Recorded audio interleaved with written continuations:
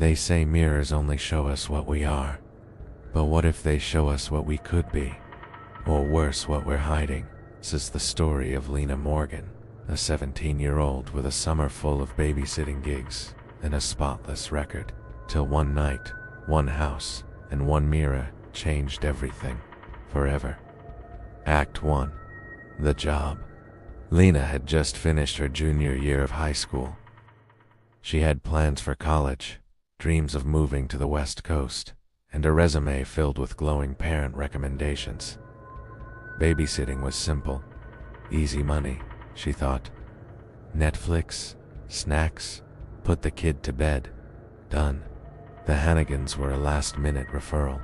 This family she hadn't worked with before, but their neighbor vouched for them. The house sat on a quiet cul-de-sac. Large, too large. Its windows were dark. Its front lawn looked untouched, the grass too perfect. Mr. Hannigan was tall and gaunt. His suit just a little too big. Mrs. Hannigan wore a navy blue dress and had eyes that never blinked long enough. Tay and their daughter, Katie. She looked distant, not shy, not rude, just like she wasn't all there. She held a worn, one-eyed stuffed rabbit named Oliver and never let go. After showing Lena around the house, Mrs. Hannigan gave her the usual instructions. Dinner at 6, no sweets, bed by 8:30, emergency numbers on the fridge. Then, just as they were leaving, Mrs. Hannigan paused at the edge of the hallway and lowered her voice. Whatever you do, Tane, don't let her near the hallway mirror. Not after dark. It's no explanation. Then they were gone. Act 2. Something in the glass. Katie didn't say much. Lena made grilled cheese and soup as they sat at the table in silence. The rabbit stayed on Katie's lap the whole time. At 7:45, Lena walked her up to bed. Kati said nothing, only mumbled, "Oliver doesn't like mirrors," and pulled the blanket up to her chin. By 8:30, the house was still. Atina curled up on the couch, flipping through her phone. That's when she saw it. A movement in the hallway, teased out of the corner of her eye. The mirror was tall, antique, ornate. The frame looked hand-carved, with tiny flaking gold details. A tease. The glass shimmered unnaturally. She stared into it. At first, it just reflected the empty hallway. Then, for a split second, Katie stood there. Moth. Her eyes were empty. Her mouth hung slightly open. Attain. He was grinning. Lena turned. No one. She looked again. Tay. The reflection was empty. Act 3.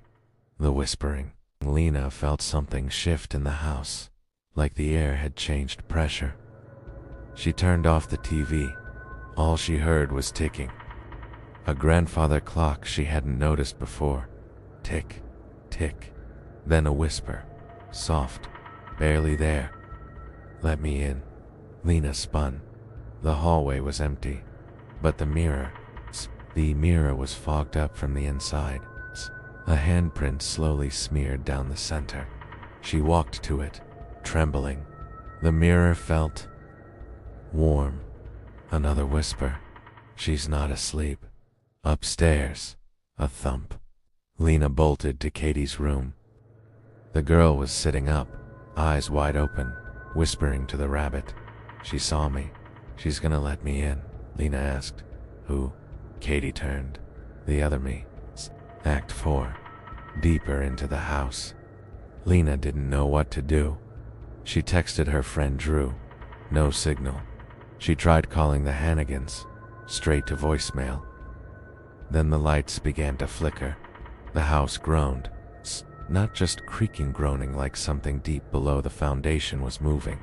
She grabbed Katie and tried to leave. The front door wouldn't budge. Deadbolted, chained. Windows wouldn't break. And the mirror. The hallway was pitch black, but in the reflection, the lights were on. Worse, Katie was standing in it again. But the girl in the mirror was holding Lena's hand, and she wasn't letting go. Act 5. History of the house. Lena searched the house. There had to be something, a clue. In the office, she found old documents, newspaper clippings, photos. 30 years ago, a girl named Alice Hannigan lived here. 6 years old, died in a mere-related accident. No clear details, just discovered inside the reflection. Body unrecovered. A journal followed, pages scrawled in a child's handwriting. Sometimes I see myself in the mirror and she tells me to do things. She said she lives in the glass. She wants to switch places. Then, she looks more like me every day. Act 6. Descent. Katie had vanished. Lena ran from room to room. Then she heard giggling. From the mirror, she ran to it. In the reflection, Katie was crying, pounding on the glass. Behind her, the other Katie smiled. Then Lena saw herself in the mirror. Her reflection wasn't moving anymore. Was watching, smiling, blinking out of sync. Lena reached toward the mirror. Reflection didn't. Then a hand grabbed her wrist. From inside. Act 7.